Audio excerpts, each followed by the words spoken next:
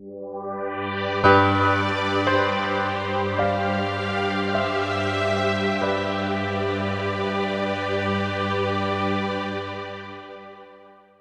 name is Cameron Carey, founder of Sustainable Energy Solutions, aimed at saving money on buildings through managing energy.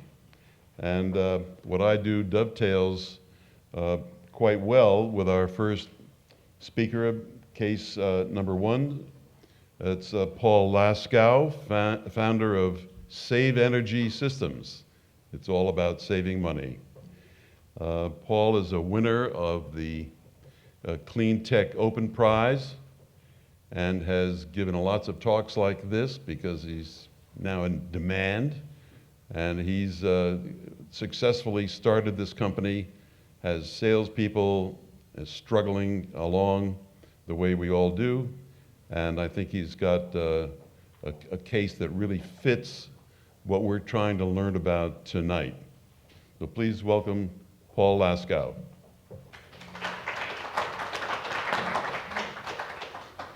All right. Oh, good evening. As Cam said, I'm Paul Laskow from SaveEnergySystems. Kind of talk about a little bit what Jim and John were both saying. I started this company really out of need. It started because I actually had my own contract manufacturing firm, and the utility bills were driving me crazy. Couldn't figure out how to reduce them. And so I investigated it, and I found out that commercial industrial facilities get billed differently than residential. They use what's known both as demand as well as use billing. Demand billing being the peak amount of kilowatts used over a 15-minute period, and kilowatts is basically the same thing as you get in residential, which is how much energy you use over time. So I created this product, and basically going to talk a little bit of how I got it launched. So, industrial commercial facilities, which is our target market, HVAC in particular uses about 40 to 60% of the company's electricity. Electricity is a top 5 expense item usually for those companies. Costs are not projected to go down, as we've seen pretty rapidly over the last years, and really long-term costs are expected to grow about 3.5% annually. Energy monitoring, which is a solution that a lot of companies put out there, which is really people watching where you're spending energy, doesn't work very well, primarily because it walks out at the end of the day. And you still need somebody to take action in order for it to be effective. So my solution was really full monitoring and controls. Behavior modification is really what walks out at the end of the day, and every time you get a new hire, you have to retrain them. And really, my target market is small to mid-sized facilities, and those types of companies really lack the time, resources, and even knowledge of energy management, and they don't want to spend the money on it. They want a quick, easy, simple solution. And so that was me when I was trying to solve this problem. So I came up with a product, call it the Demand Limiting Controller. I was able to get a patent on it.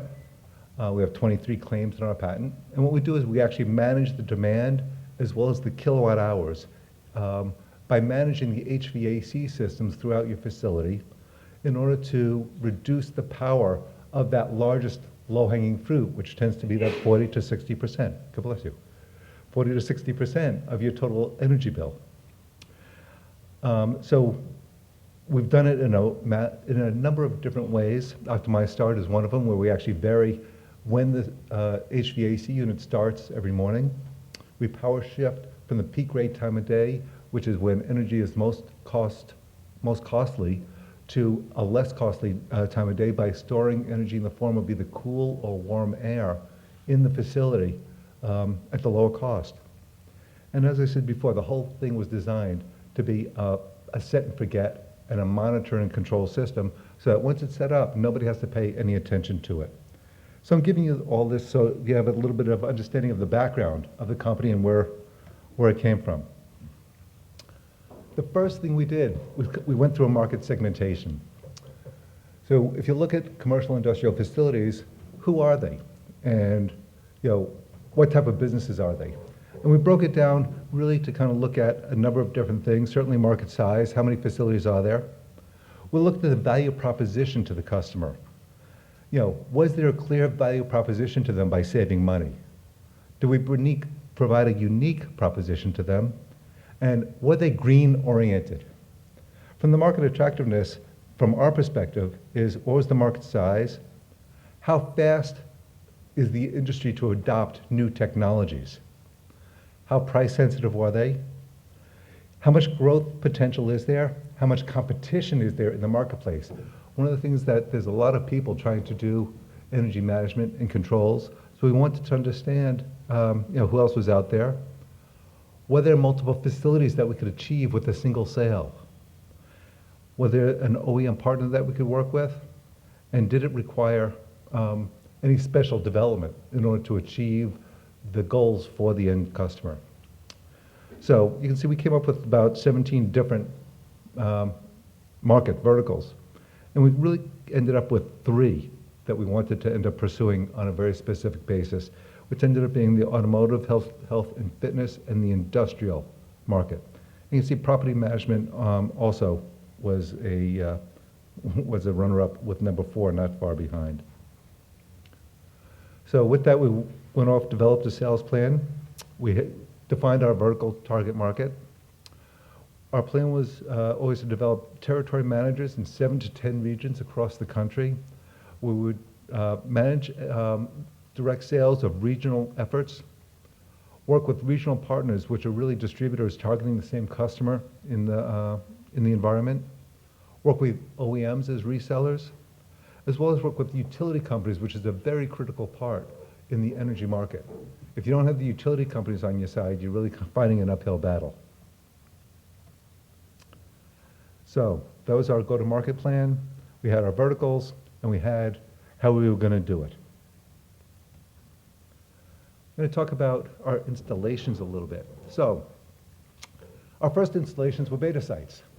I had this great idea for the product, needed to develop it, needed to kind of wring it out a little bit.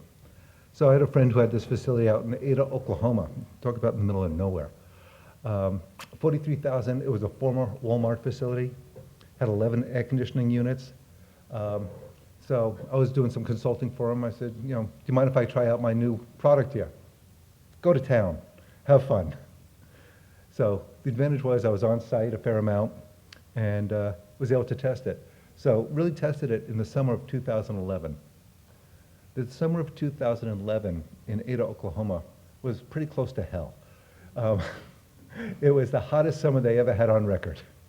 They had over 60 days of over 90 degree heat every day. And often it would reach 100. A lot of times you go out 11 o'clock at night and it's still 92, 93 degrees. So our system was run and tested and developed during that summer. By the end of the summer, we actually had some really positive results. And so for a 3-month period, when we did the analysis on it, we found that we were actually able to save about $2,000 just over that 3-month period when energy use was really at its highest. So, okay, maybe we really have something here on how we're starting to approach the market. So we started to take that and then did some more development on it, put some little bit of flash around it, started working with the user interface, and then found another beta site, which is a church in Lyons, New York. Totally different environment. This one actually was a 12,000 square foot facility with only 3 HVAC units, but they also had a boiler. And the church had a really different problem in that they had events that needed to occur, and so people would come in hours, sometimes days ahead of time to turn the heat or the air conditioning on, because it was, a big stone church, and they wanted to have the environment comfortable for a wedding, a funeral, a mass, didn't matter what it was. So somebody come in, turn the air conditioning heat on, but then they forget to turn it off. And so now it was running all week until somebody came in to use the church again. And it was also, we were dealing really with a lot of cold in the boiler, which is a different environment for us. And with them, actually, it was really, we collected data. Over a year period, we actually cut their energy bill in half. And needless to say, they were really happy. So they said, okay, we've got a product, we're ready to bring it to market. Who do we want to work with? So as a startup company, we joined an incubator. The first incubator we joined was actually up in Beverly, Mass. It was called NSAV, North Shore Innovations. And the landlord there was Cummings Properties, or is still Cummings Properties. Said, that'd be a great target for us. Well-known property manager, North Shore, we're there. And so, lo and behold, that was our first customer, our first paying customer. We got to know the landlord, got involved with all of their sustainability efforts. They actually had a dedicated manager who was a sustainability manager. We became very friendly with him, really pitched him, I have to say, for months in order to get it. And so we ended up doing a trial that if they liked it, they would pay for it. And that was the deal that we ended up setting up with them in order to get really our first paying customer. And after about a 6-month period, they paid for it. And they still have it running today. So that was installed in 2012. Our second customer was really a relationship sale. And this was really much more of just an opportunistic type of event where we had somebody who was a HVAC contractor.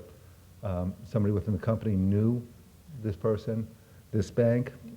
It's a Federal Credit Union, 360 Federal Credit Union, down in Windsor Lock, Connecticut, was having problem managing their air conditioning units. They had really old thermostat control systems. So old that they still have mercury in them. And so they were unlocked and people were going up all day long. Even customers would go in and adjust the temperature. And so these guys were spending a lot of money on their energy. They couldn't figure out how to control it. So we came in, we installed our system, and we saved them 30% of their revenue, of their expense on their total electric bill within the first month. And what happened was with them is they really did very well with the system. And after a year, they saved enough money that they upgraded their HVAC units that were on the roof.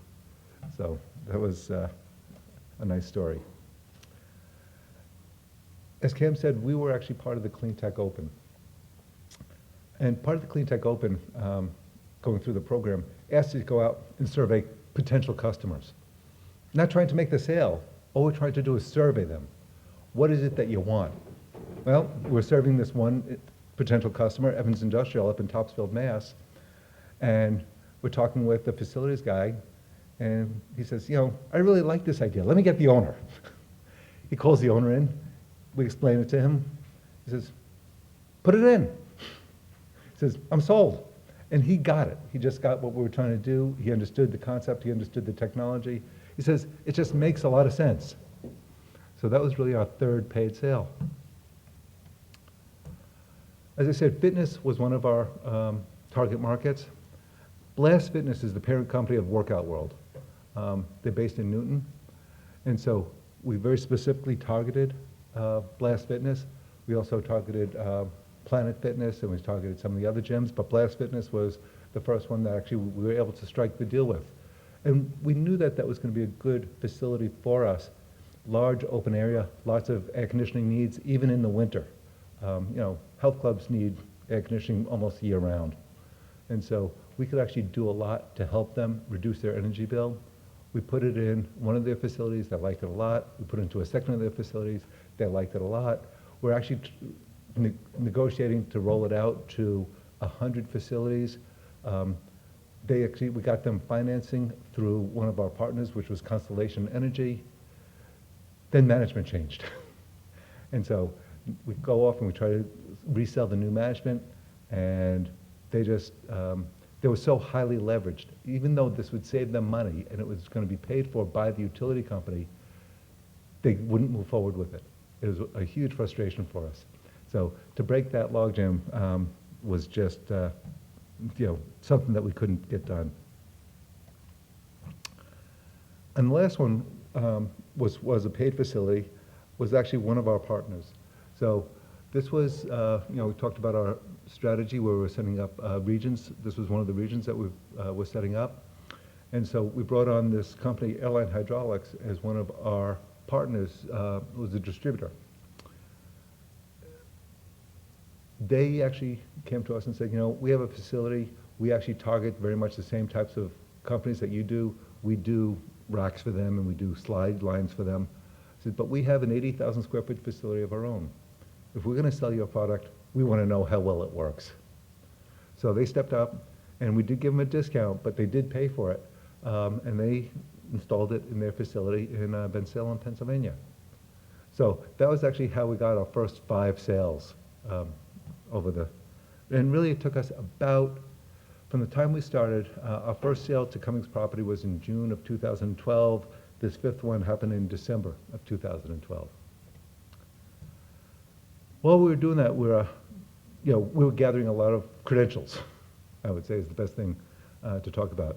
We participated in Cleantech Open, we got some grants, we submitted a lot of papers, and tried to get our name out there as much as possible. And it really did help because it lent us an air of credibility, as well as, even though people may not have known us necessarily, they may, if you're involved in the high-tech world at all, they may have heard of us. The other thing we worked on was getting the utility approvals. And although it looks really nice up here, this was just an enormous amount of work, but lends a huge amount of credibility when we go into the customer. The first one, which ended up being Mass Save, is within the state, took us over a year just to get the approval letter that says, we will consider it on a custom basis. And so what happens for a lot of the utility rebates is they're called prescriptive. And that means that you get a certain dollar amount for everything that you put in. You change a light bulb, they're going to give you, if you go to an LED light bulb, they'll subsidize it $2. If you go to a new furnace, they'll subsidize it $200. A new refrigerator, $200. But with ours, because every installation was customized, and we still do this today, we actually have to fill out a custom form that needs to be reviewed by their energy engineers in order to determine what the rebate is. The rebate is pretty significant that we get from the utility companies. It generally runs anywhere from 30 to 40% of the total cost of the install to the customer. And so our typical product will range somewhere between $10,000 and $30,000 on the install. So there's some significant dollars that are associated with that. Some of our customers today. So we've come really a long way from our first 5 accounts, and kind of gives you an idea of what we've been able to accomplish over the last really couple of years. But it's always still a struggle. You never have enough sales. And so, we do have the customer referrals. We have, some of our first customers telling how good they like the system, what's good about it, what isn't, and I can refer any new account to really any of those customers on the list that that I showed you a little bit earlier. Challenges. We still have our challenges. In a competitive market where a lot of companies are making a lot of noise, how do we differentiate ourselves? It's really a problem, regardless. And we come across competitors often that say, oh, we'll do this, or we can do that. We'll promise the best. One of the best things that we can actually do, that's a great marketing tool for us, say, ask those people if the utility will provide you a rebate on their product. Will they provide an incentive in order for you to put it in? Nobody else has that. So when we're out there on a competitive bid situation, we often use that because the utilities, although they're not going to guarantee that the customer is going to get a rebate, they're happy to say, yes, we have done rebates for SaveEnergySystems. Goes back to the question that Arm was asking a little bit earlier. As a small, unknown company, how do we get the attention of potential customers and minimize their risk? And even with some of the reference customers that we have today, we still have that on a regular basis in that we don't want to risk our energy control system with an unknown entity. where we've got, potentially Schneider Electric, we have Honeywell, we have GE, we have a number of really large multinational conglomerates that we can go to that we know are going to be there 5 years from now. Why should I take the risk going with a small company? And certainly, the other side of that is, how do we execute the first two without a significant budget?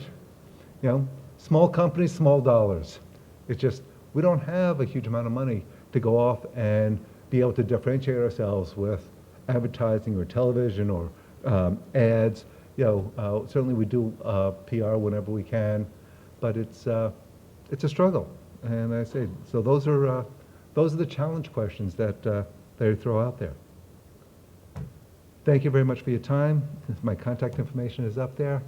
Happy to get your feedback and any questions that I can answer.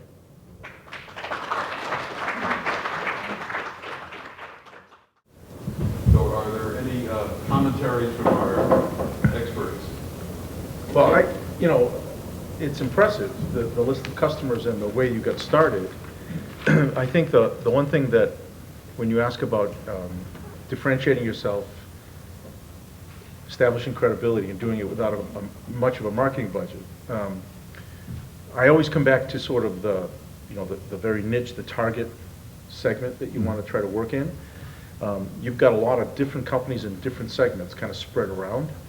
And I think if you step back a little bit and ask yourself which are the one or two segments that have been the most profitable for you, right? So a little bit of analysis in terms of the types of customers that are the most profitable. I'm a big believer in the personal relationship building, as we talked about in terms of selling and marketing. And I wonder if there are, for example, let's say the credit union, right? Are there trade associations where credit unions come together annually to talk about issues and challenges that they have?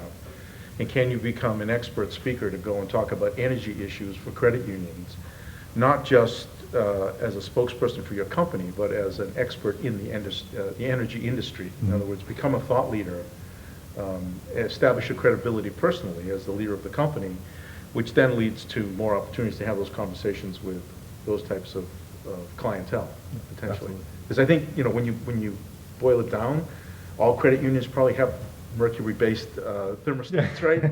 I know a few, right? And so I'm a big believer in that kind of very narrow niche focus, and it's very inexpensive to do it that way. Yeah, and I certainly appreciate that's really good feedback. And actually, we've done a lot of that. Yep. So, for example, automotive dealers, and even though there were a number of automotive dealers, and so one of the things that we did, and it was really kind of out of our marketing expenses, is we went up to the New Hampshire Auto Dealers Association, and we put a system in their facility for free. Right. Didn't cost us a huge amount. And so we just participated in a energy day at the New Hampshire Auto Dealers Association, where we got in front of 12 auto dealers who are all interested in saving energy. Right. So that's exactly the type of things. That's perfect. Gave a talk. Perfect strategy. That's exactly the types of things that we work on. Yep, absolutely. John?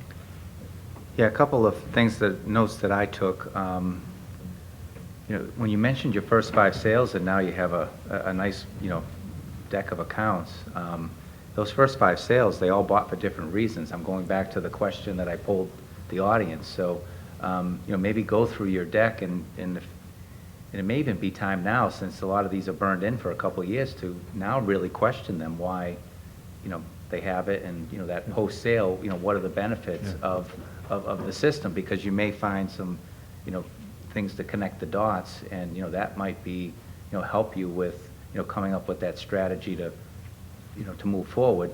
The other thing I wrote down too was you talked a couple of times about risk aversion, because that's another reason people buy is, they want to have confidence that partnering with you, that there's no risk involved. Exactly. So, one thing that jumped in my mind is maybe you replicate that Cummings deal somehow, where you say, hey, I'm going to take all the risk, because you're so confident in, it's like those corny infomercials, right? You don't want to get, but, at some scale. Yeah, and actually we do that. We offer a full 90-day money-back guarantee to our clients that say, we'll put it in, you pay us, but if you don't like it, within 90 days, we'll give you back your old thermostats and put them in for you. And And the other thought I had, you mentioned about these regional folks. Are they direct employees of your company? They are, yeah. Okay. You know, and this could be a separate discussion, but, you know, how are they managed? Right. What are they doing day to day? What are their tactics are? Very much so. You know, that's a whole issue that. Right, I deal mean, with so on what, a- yeah, on that a could be an different- offline thing, but right, on a are they, different scale, you know, absolutely. that's, you know, Jim and I's, Yep. you know, sweet spot. I mean, are they really doing the right things day to Right. day to help your business grow? So, Absolutely. A big question in my mind all the time, and certainly could have made a whole presentation about that. Right, correct. But that's a Yeah. different Right. issue. right. Well, right. it is, but at the same time, if you could leverage some of that. That's right. Some might be good enough, knowledgeable enough to become the local regional experts. Yep. And Yeah, kind of there you serve go. the, you know, serve the trade association Right. leadership, thought leadership in the regions where they're located. Sure. You know, not all, probably not all. That's right. But there might be a handful that would be good for that. So, you know, I try to leverage that as well. But I agree about the management and the process and the numbers that are associated with that whole sales effort. I mean, that's one area where a lot of companies kind of fall short. They hire salespeople, but don't necessarily put a process in place to Right. track results and to get that feedback that John was talking about during his Yeah, presentation. and it's really, and honestly, you know, again, I feel like, you know, it's an addiction meeting. I'm an entrepreneur.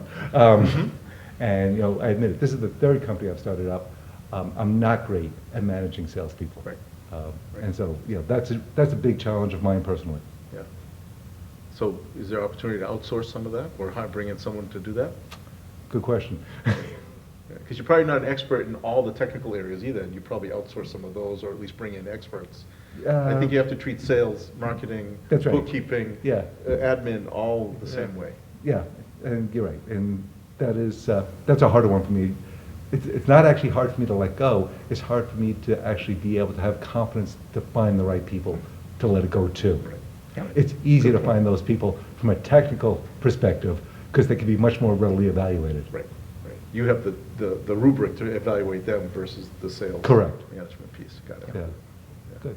Anybody else have any comments, questions? It sounds like your revenue model is you make a sale and then you sort of service the customer. You might want to change your revenue model such that you charge them a monthly fee. That's a good idea. And that there's something in the internet where you can shut off the service if they don't pay for their monthly fee. That's one part. The second part is about the marketing. Have you thought about or talked to people about doing inbound marketing as opposed to the old-fashioned outbound marketing? Yeah, so I guess, you know, happy to address both of those. And we certainly looked at the recurring revenue model. And so a couple of things I never really wanted to get involved with or get into an argument with my customer about. Savings vary based on a month-by-month basis. I never wanted somebody to come back to me and say, I didn't save as much as I paid you this month.